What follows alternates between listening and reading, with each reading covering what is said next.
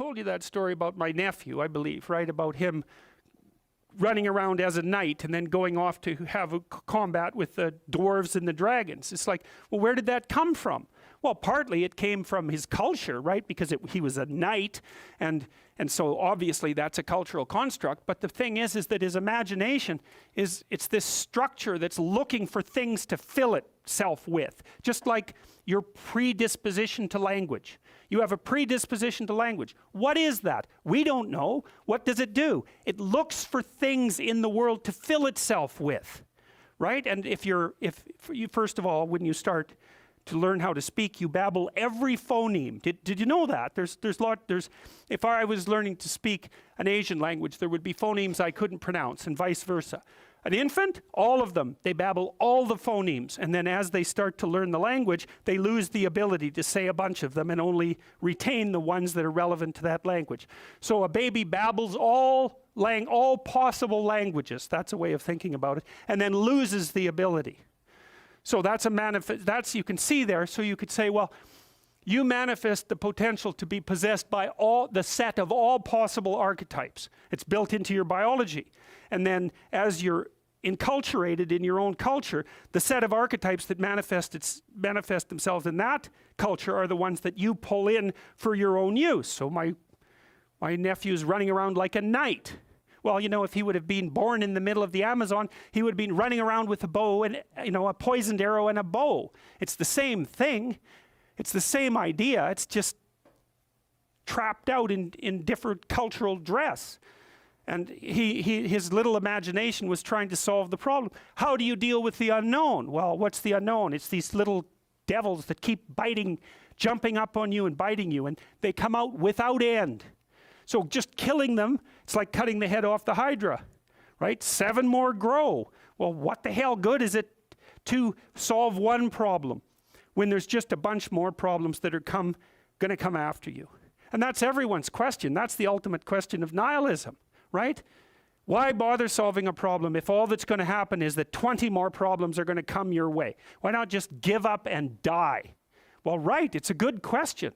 It's a good question, right? Is the suffering so intense that the whole game should just be brought to an end?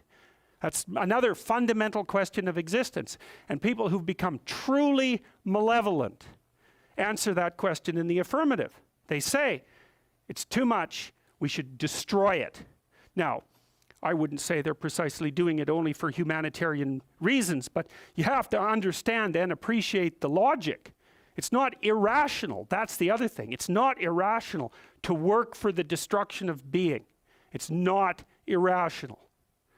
In fact, it might be the most rational thing you could come up with. Depends on your initial set of presuppositions.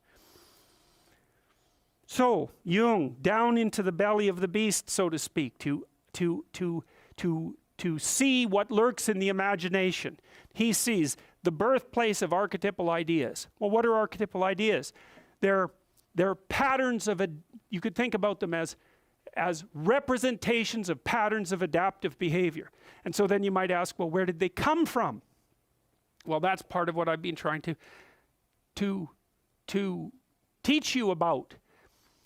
They evolved, as far as I can tell, right? They evolved collectively, is that our society, and this is the dominance hierarchy idea. Dominance hierarchies set themselves up as a matter of course. They're the standard way that animals organize themselves in a territory. Well, okay, human beings are watching those dominance hierarchies since we became self-aware, thinking, what the hell are we up to? What the hell are we up to? And there's a question that lurks in there. What constitutes acceptable power? What constitutes acceptable sovereignty? Who should lead? Who should rule? What should be at the top? Well, we talked about that. The Mesopotamians figured that out. Speech and vision, that's Marduk. Speech, vision, and the willingness to confront the terrible unknown. That's what should rule. Well, what? Is that an arbitrary idea, or is that a great idea? How could it be any other way? Well, that's what human beings are like. And I don't think that you can read the Mesopotamian story and understand the reference, which isn't an easy thing to do, and fail to draw that conclusion. Marduk has eyes all the way around his head. He speaks magic words. He goes off to fight Tiamat, the dragon of chaos. Well, what's that? That's the reptilian predator that lurks in the unknown. Well, is any of that, is there anything about any of that that stands in opposition to what you would presume if you were just analyzing our situation from a purely biological perspective? We're prey animals, we're predators. We've been threatened by reptiles forever. Why wouldn't we use the predator that lurks in the dark forest or the water as a representative of the unknown? Why wouldn't we harness that circuitry? We already have it at hand. And even more to the point, how could we do anything else? It makes perfect sense. Well, so then you might say, well, what would you want to be king?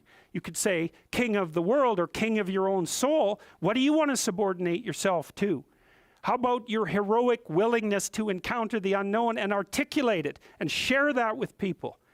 There's no nobler vision than that. And I don't see that it's merely arbitrary. And it's not merely arbitrary too, because if you do that, to the degree that you do that, assuming your society isn't entirely corrupt, you will be successful. It will actually aid you practically. You'll rise up above men. You'll be selected by women. You'll be admirable. You'll be valued. And you know that because if you look at the people that you admire and value, again, unless you've taken a detour into dark places and are possessed with admiration for people who are working for malevolent purposes and for destruction, you just have to watch the people that you admire and try to figure out what's common across them and draw your own conclusions. And you can ask yourself too, when you're torturing yourself with your conscience because you're not doing what you should be and you know it, what is it that you're torturing yourself in relationship to? You have a vision of your own ideal, and you torment yourself if you're not matching it. What's the ideal?